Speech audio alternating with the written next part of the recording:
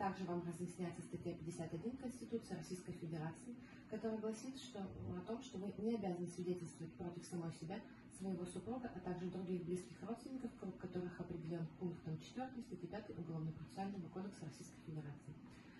Статья 51 Конституции вам понятна? Да.